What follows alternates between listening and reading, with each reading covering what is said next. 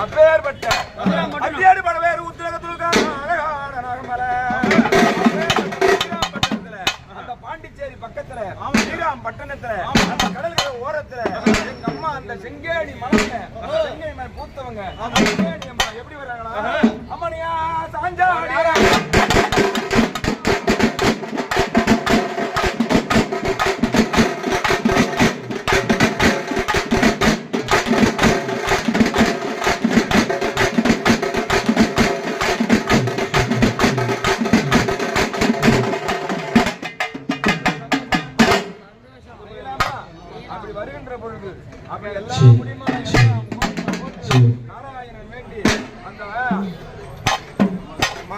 மகாவிஷ்ணு ஆசை தங்க